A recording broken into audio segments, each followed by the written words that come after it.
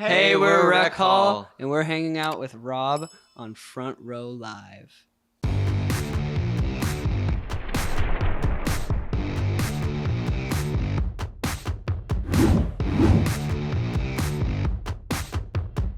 What's up, guys? Rob here, Front Row Live Entertainment. I'm hanging out here in LA with Rec Hall. How's it going, guys? This is the first ever tour for you guys. How has this tour allowed you to become a better artist, better singer, better musician throughout this experience? That is such a good question. Actually, so much more than I thought. Like, I would have thought. When you get in front of a group of people and seeing how they resonate and what they resonate to, it's almost like instant feedback. Like, oh, they like that. They don't like this, and it helps kind of facilitate what you like too, if that makes sense. Not like doesn't change what you like, but it kind of is like, okay, well, what I like, this is what I like, and this is what resonates, and where do I find that middle ground of like your art, At the same time, like being that it is the first experience being on the road, being away from family members, loved ones, is it harder than you thought it would be? You want to go ahead? I think it's a little easier than I thought it would be, actually. Really? Yeah. It He's comes been in trying to waves. get away. No, it's desperately. Heartless. It's in waves, honestly. The beginning was pretty tough, and then it got actually we got into the rhythm. It got really easy. And then usually near the end of the leg, it gets hard again, and you really miss home. Yeah. But then honestly, the waves after tour, we did we've done 2 legs. We did a little break in the middle, and the same thing happened. Right when I got back home, I actually just wanted to go back out again because I was like, wow. oh, it's so strange being home. Yeah. And then I got used to being home again.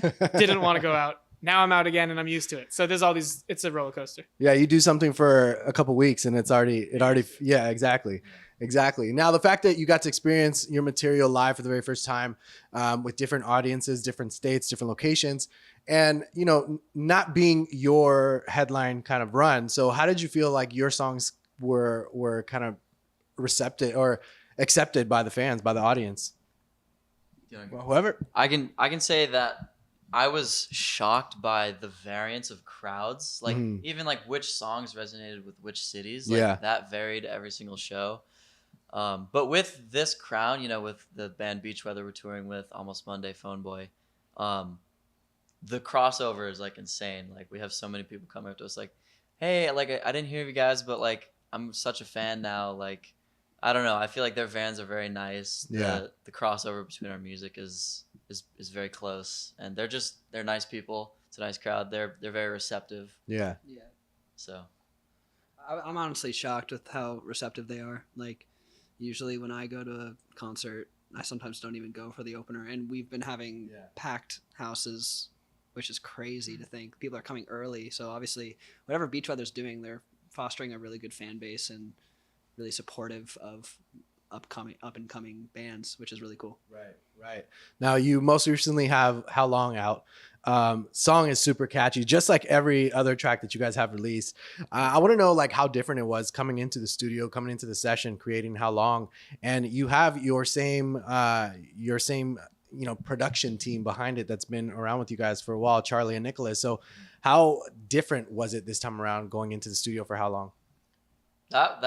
We have this term like a flow state we get into. That was a total flow state song. Written in 2 days. Yeah, written in 2 days and produced, I don't know. Usually songs take a long time, and that song did not take a long time. We're also just insanely slow at songwriting. Well, not writing, just like finishing, meticulously like crafting the song. But that one was a fast one. In terms of the approach, I don't think anything else changed. It was just kind of like, for whatever reason, an easy song to write. I don't know why. Yeah. When you're bouncing from the drums, the drum beat to the vocals, like how do you guys kind of collaborate in that sense when it comes to recording the melodies and the tracks? Between the 3 of us? Yeah. We're all in my garage together, and it was just like all 3 of us were like, what if you tried this? Oh, this is kind of funny. And like, I can't remember. Someone said something as a joke, and then I was like, that's kind of good actually. Yeah. And then we put it in the song, and we're like, actually, it is good, even though it's kind of like tongue in cheek, But in terms of like collaboration, it's just like there's no like whatever vibes, and we all throw around ideas. Obviously, I sing it, and it has to be in my range and all that. But like we all come up with Yeah, melodies. I say like that was a lot of like a first idea song. Yeah. Like Mm. almost every first idea in terms of melody or like, you know, whatever part we were writing, it was like, oh, that's just it already. Just Yeah. put it in, you know. Mhm. One of the last things we wrote for How Long was the synthesizer arpeggio you hear at the very beginning and very end of the song. And that's a good example of one of those. Someone had the idea, I think it was you, Lance, to put it in. We tried it, edited it a little bit, and then it's just there. Like there wasn't. Sometimes we tinker with things for months and months and months. This one, an idea is thought up. It just made it. It was very weird. When I listen to your music, like I get this kind of sense or vibe that like you don't just create melodies and sounds from instrumentation. I feel like you guys get creative with just random objects or whatever may be in the studio or at home. Did you guys do that with this track or any of the most recent tracks that have been released so far? Definitely. We love that approach. Yeah.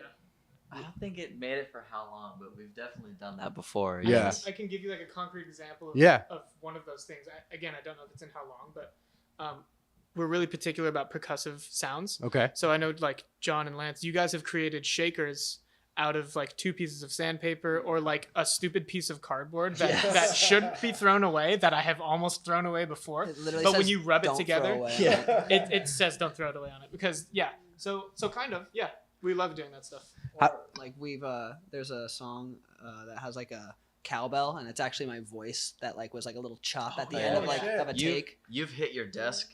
Yes, I've hit my desk for a kick and snare before. Yeah, we love doing that stuff. Yeah. Actually, now that I think about it. Yeah. How does that impact the writing process? Or do you guys write first, like the lyrics first before you guys jump into the studio for melodies? How does that work? We pretty much always go instrumental first. Like build the arrangement and then lyrics come after what. Because like a lot of the time we build the vibe of the song or like the atmosphere, the environment, and then we're like, okay, how does this make us feel? And then the word and the lyrics come from that. It's pretty hybrid though. Like obviously we lean that way, but it's never like that's only what we do. Sometimes we come up with sometimes the melody will come with the word, or sometimes a word will really resonate and then we'll be like, well, this is the melody that would feel good with those words. Yeah. So Now, I mentioned earlier, Charlie and Nicholas have been part of the production team since early on with you guys. How do they allow you to step out of that comfort zone, but at the same time keep you in there comfortably to be able to like execute something new without being worried or nervous about it? When it comes to like being in the studio, we're recording a lot of it on our own in the garage, and then we usually end up either taking it to them and they are telling us like they help us shape it and get it to be a little bit higher quality sounding, you know, and obviously they come up with their own great ideas. But I would say like most of the time when we're talking about tracking, a lot of the tracking is done in the garage. For How Long, I think all of the tracking was done in the garage. Wow. So like obviously I'm not trying to diminish their help. They were amazing help. They helped us choose great sounds and they helped us like bring out the like polish of the track and bring out like the vibe of the track. But I think like for example the vocal was just like done the day of writing the song in my garage. So it really varies song to song. For How Long it was more like they like were like, this is great, let's do this. And then for other songs it's been like, you know, guys, like we think this could work, you know. So they're really good. They have really great instincts and great feedback to like help us like develop a song further or make it go the extra mile. Yeah. As far as like vocals go, how do you feel that you challenged yourself this time around? Did you find yourself trying to hit new vocal ranges, vocal tones throughout this process?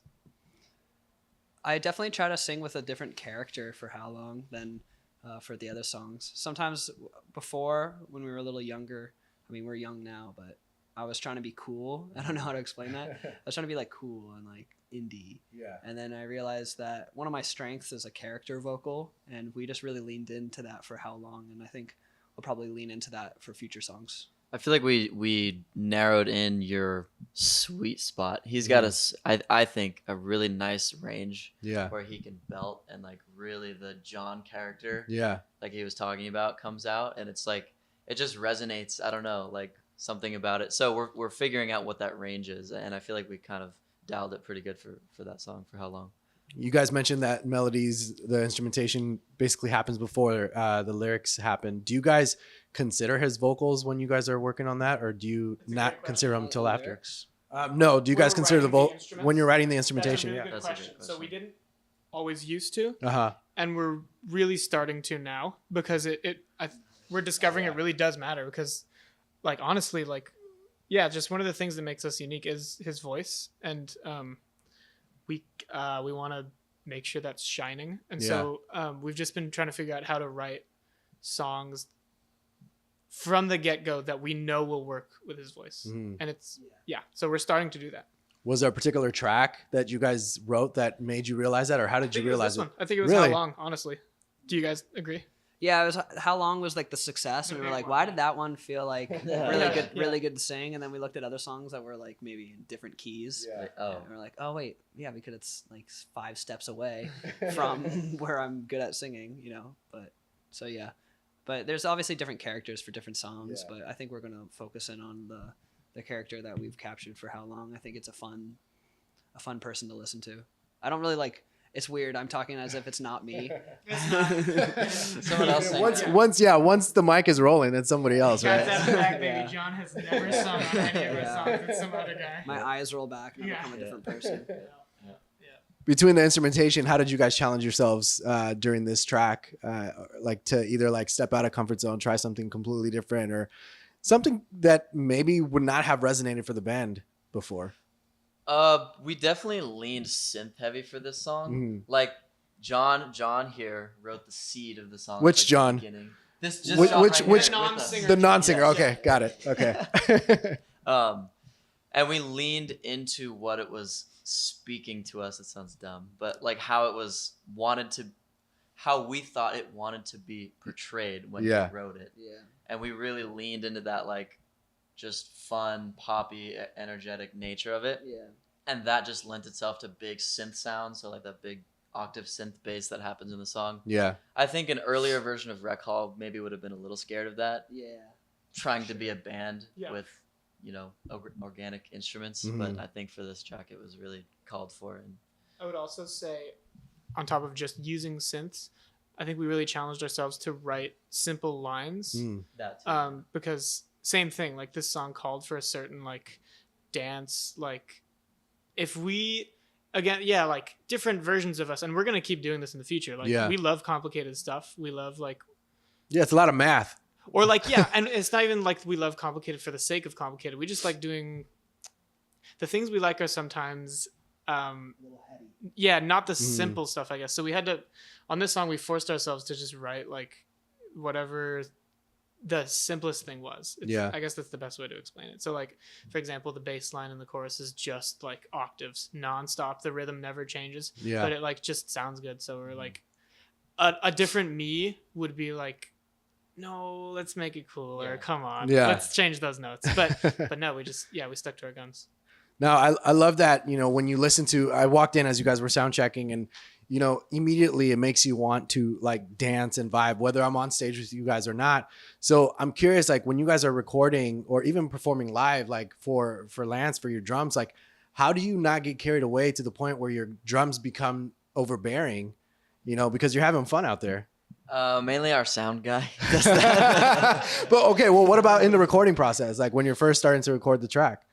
I think it's the same thing, like what Ben was saying. Like sometimes I would want to do all these flourishes and Yeah. make it very flashy, but at the end of the day, it's what the song calls for, and like if it doesn't sound good, then why are you doing it? Yeah. Just to go ahead, man. I was gonna just gas you up. I was gonna say that also. I think it's not. I mean, unless you actually are going through this calculation constantly, but in my opinion, it's never a problem because you never do things that are outside of the lines of the song. You don't never do like crazy. Oh, so I'm just not good enough. No, Damn. you're not good enough. What I was getting at is that you need to getting go awkward. bigger. Go bigger. Oh, Okay? really? Yes. How about I go home and you guys play? Did you get that? I did. I Okay, got did it you all. post that now? Yes, it's Okay. live right now. Yeah, so it's cool because like the moment I walked in, like that's the vibe I got. My body just wanted to move like uncontrollably. And I can't imagine like what that's like for you guys when you guys are trying to be on a specific path, trying to record a specific song, track, melody, whatever it may be.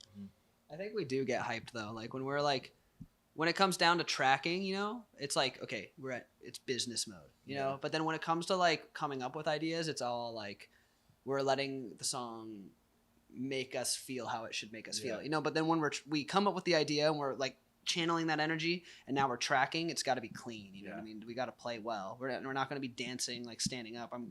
When I track guitar, I sit down and I'm like, well, that's boring. Yeah. But when I'm writing the part, I'm like, I'm up and I'm like plugged into my amp full blast. I'm like, that's sick. And then it's all about like making sure that the medium, you know, it sounds good. So like same thing with Lance. Probably when I can't say it for sure, but when he's writing the drum part, he's probably going ham. And then it comes to tracking, we're putting the mics up, and he's You're like peaking the mics.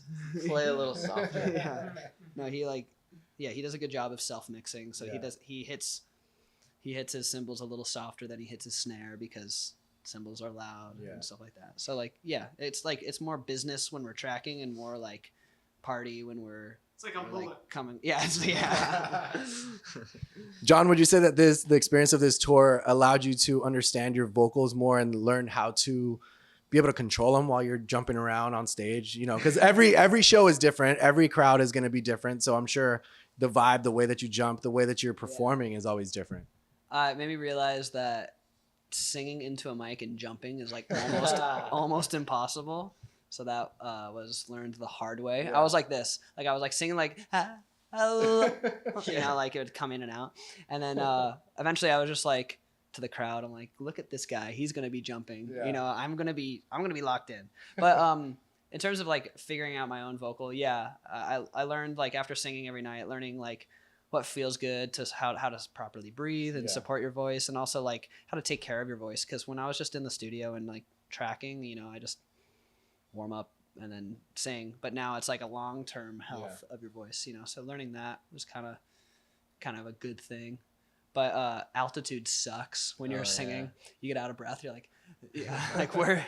Denver. Yeah. Up there. Oh yeah. So, but yeah, no, I think I learned a little bit of, if not a lot, about how to maintain your voice. Yeah. Now to close us off, the song is incredible. Everything that you guys have released is incredible. But during the experience of this tour, how would you say it has impacted future music moving forward? Dude, so much. I can't even explain it. So It'd be much. like a 30-minute interview. Like my philosophy has completely changed, and you're gonna see, if you're a fan, you're gonna see us change a little bit from this tour. Just realizing who we are. I think we learned a lot about who we are and how we want to make our music and how we want to, you know. Usually when you're an artist, your art is like an extension of yourself, and we realize that we want to lean into that a little bit. We think that there's some parts of ourselves that are not fully expressed right now. So that's kind of a exciting thing. We actually can't wait. We're gonna go home like in 2 days after this tour is over and start working on music immediately. We're not even like burnt out from music. We're not gonna take like a week off or anything. We're just gonna be like let's go. So yeah. Dope. I'm looking forward to that, guys. Thank you so much for hanging out with me. You guys be sure to check out Rec Hall. The new single, How Long, is out now. And thanks for watching on Front Row Live.